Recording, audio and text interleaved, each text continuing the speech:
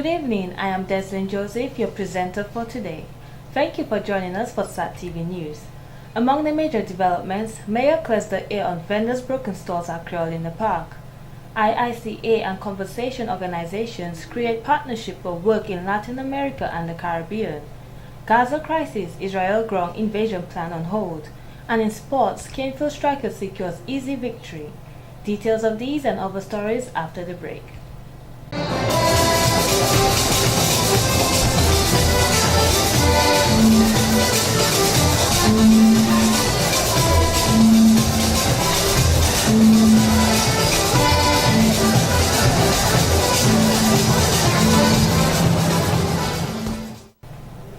Thank you for staying with us. Now for the details of the news. Sunday, November 18th was a very special day as the first ever St. Clair College of Ministry SCCM in Dominica opened. This college is owned and operated by Evangel Assembly Church, which is headquartered in Temple Hills, Maryland in the United States of America.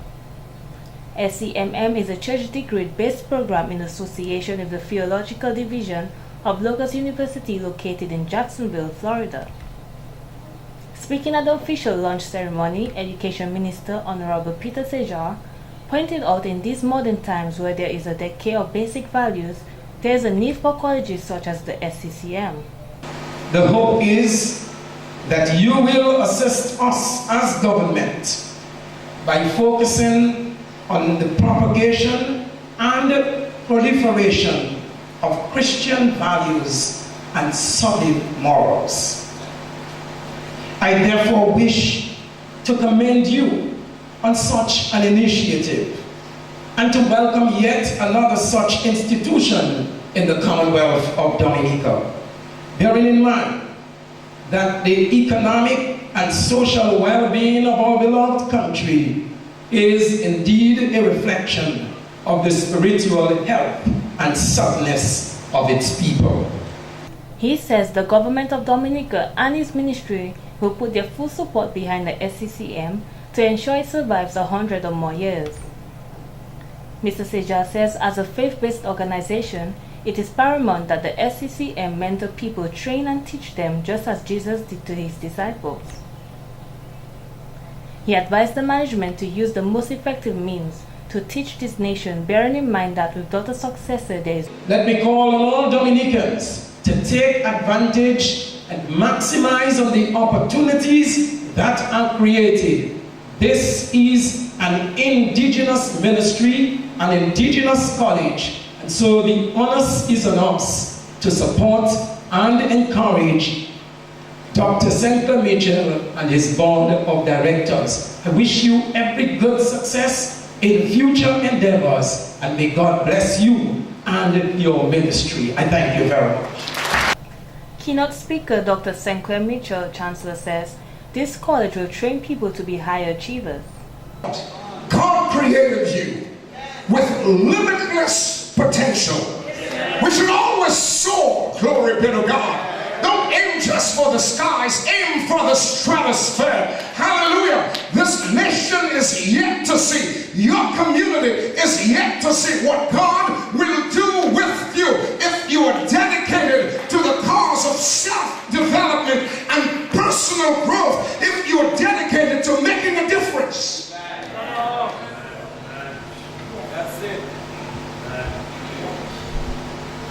After interviewing 6 or 5 highly successful people, Dr. B. Eugene Gressman, author of the Achievement Factors, he said this about high achievers. He said high achievers, they discover what they're best at, and they love doing it. Oh, hallelujah. They love doing it.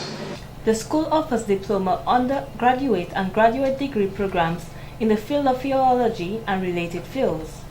It is headed by Dominican-born Dr. St. Clair Mitchell, Chancellor, and Dr. Preston Williams, President, along with a local board. The school's office is located at 42 Hillsborough Street, Roseau.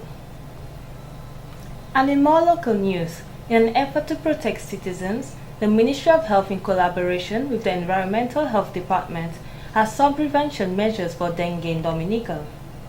Dengue fever is the most significant vector-borne disease affecting the Caribbean region, and Dominica is on the alert for an outbreak of dengue fever. The Ministry of Health believes that there is an increased public health threat to Dominica, especially how that the French territories of Martinique and Guadeloupe are faced with an increase in the incidence of dengue fever. Dominica is presently experiencing increase in rainfall at this time. Latest household mosquito indices indicates that Castle Bruce, La Plaine, Roseau South, Portsmouth and Roseau North district contain the recommended World Health Organization whose standard for the prevention of dengue transmission. Certain environmental and sanitary conditions create excellent breeding sites for mosquitoes such as poor water storage at homes and public places, improper disposal of used tires, and improper use of water in domestic flower pots.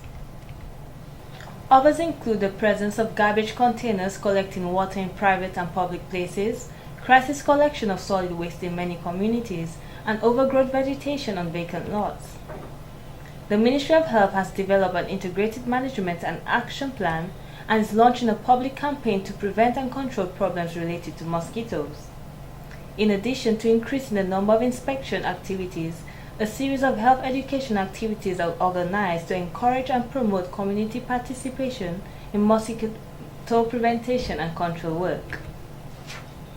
In order to prevent an outbreak of dengue fever and to control the spread of the mosquito population, communities around Dominica are asked to practice safe storage of rainwater in containers that are fully covered, advocate for the proper disposal of old and used containers in designated areas. Citizens should also campaign for appropriate disposal of used tires in designated area, monitor the water quality in domestic flower pots, and collaborate with environmental health department and village councils for the removal of derelict vehicles to sanitary landfill.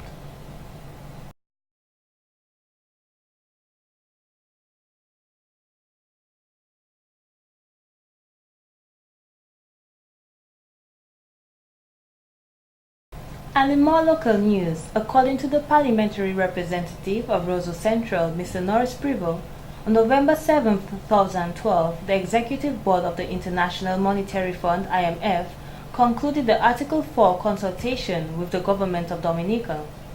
Mr. Prevost says in the report it stated that with the fiscal policies reaching the limits of their ability to support economic activity, the authorities have budgeted a strong retrenchment of fiscal year 2012-13.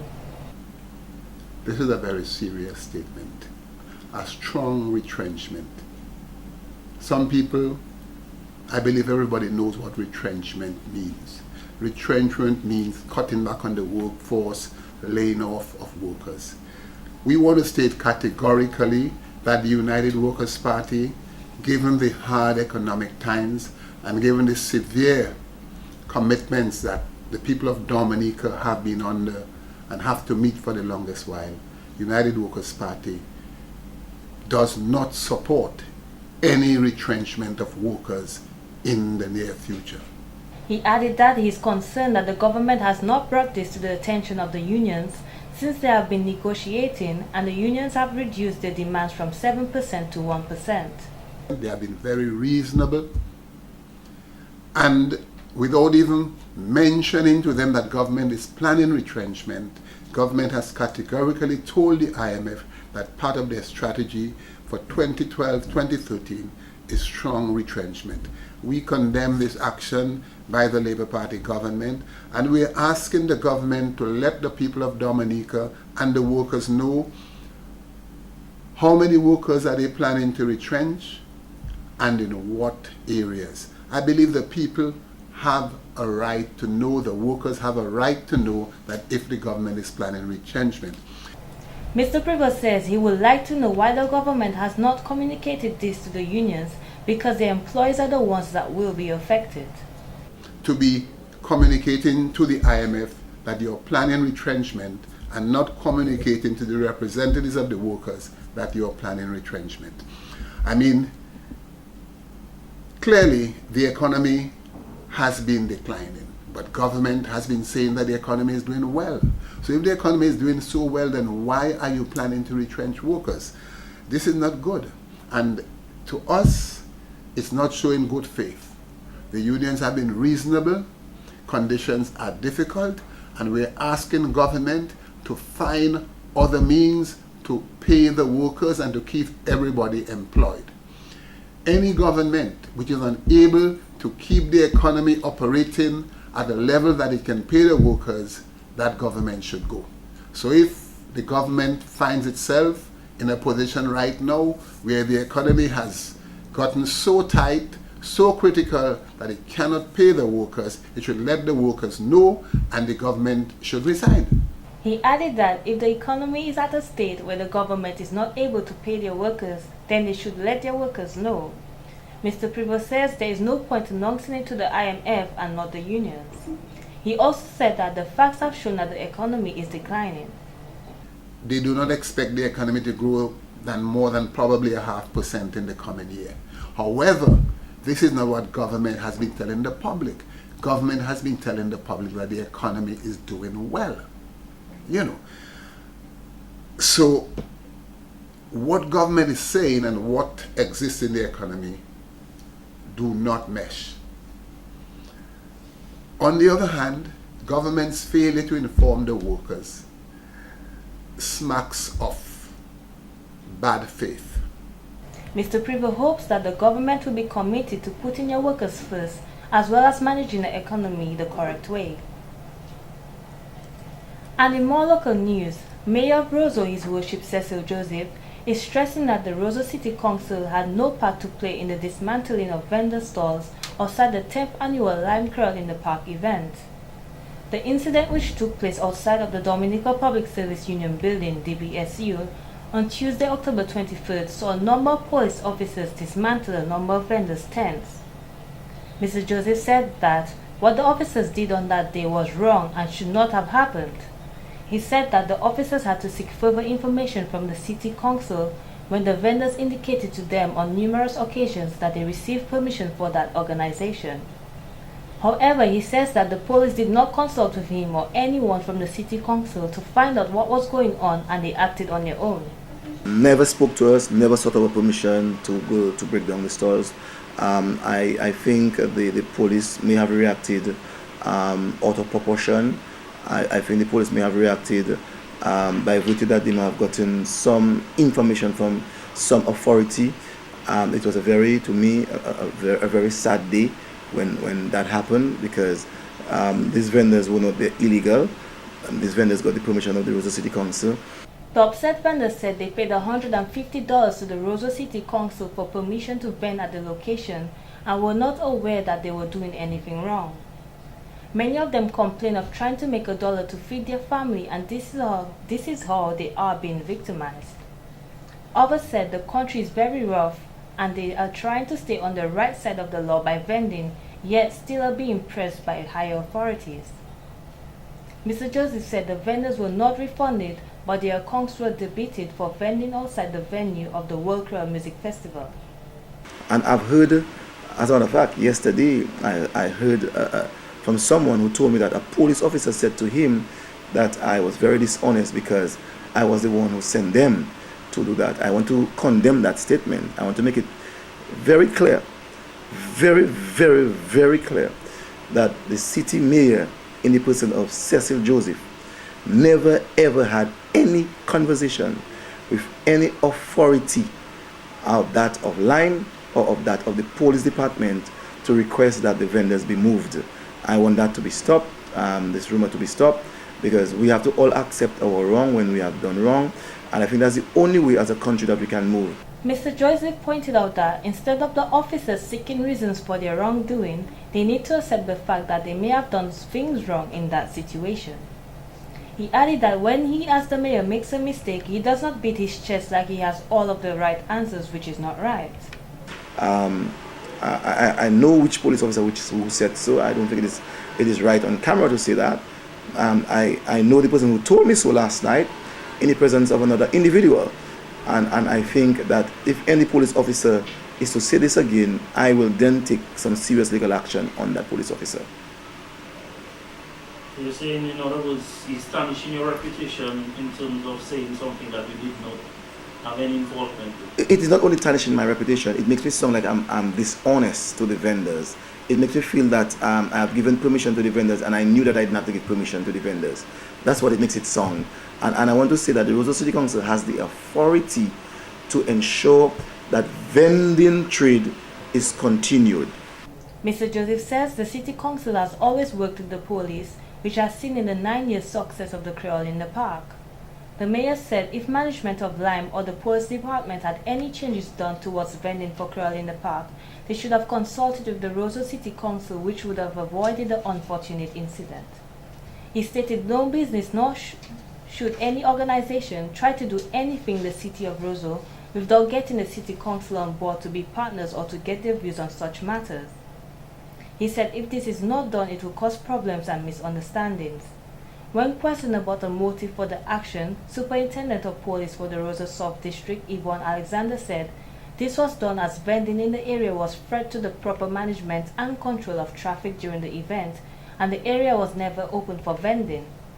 Based on the notice that was issued with regard to traffic and vending, no vendors were allowed to set up stores on either side of Valley Road and on parts of Boys Avenue from Public Service Union Building to Valley Road.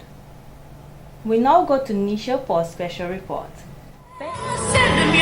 We're here at the Wesley Village Council, where students have gathered for a rally as part of Universal Children's Day.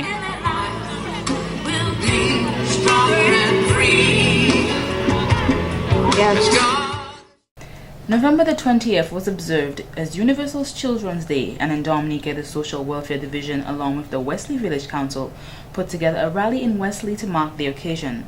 Students from the north, including Portsmouth, Dodan, Calibishie, Woodford Hill, Marigot, and Wesley, gathered at the Wesley Village Council to march in recognition of children worldwide in the fight against child abuse. Ms. Gemma Azil, acting coordinator of the Child Abuse Prevention Unit, says that we have the power to stop child abuse in Dominica. She says this violence has no boundaries and it affects everyone. It can also take the form of physical abuse. Violence to our children can be in the form of neglect or abandonment, such as leaving your children unsupervised, not giving them their basic needs. It can also take the form of physical abuse, where you will burn a child. We have parents who burn children, beat children. Ms. Azil stated that the problem cannot be addressed alone, and it requires the partnership of all those involved, including the community, schools, churches, even the private sector. And the Social Welfare Division continues its awareness programs on child abuse and child protection throughout the island, which includes parenting programs, educational sessions in preschools, primary schools, and secondary schools, printing of communication materials such as posters, bumper stickers, bookmarks, among others. And in recognition of Universal Children's Day, the Social Welfare Division has planned various activities, which also includes a concert which will feature youth in Roseau, which will be held at the Ara House of Culture. Honorable Gloria Shillingford, Parliamentary Representative for the Wesley constituency and Minister for Social Services, Gender Affairs and Community Development, says that children are the leaders of tomorrow and we need to show support and respect their rights. So our men, the attention is on you to take a complete turnaround and stop the violence against our children. Real men never sexually abuse a girl. Real men never date underage girls. Real men never hit a woman or a girl. Real men never encourage their male friends to do the same. Real men respect themselves. Are you a real man? She is calling on all sectors in society to make it their responsibility to report any person who violates the rights of children. As part of the activities, a parenting program was completed in Wesley. Topics covered included early childhood development and communication in the family. Parents received certificates for their completion of the program. Mrs. Shillingford and Ms. Azil hopes that the parents take the information they have received and help others to stop the abuse of children. This is Nisha Charles reporting for SAT-TV News. Back to you. This has been a local segment of the news. Coming up next, regional highlights.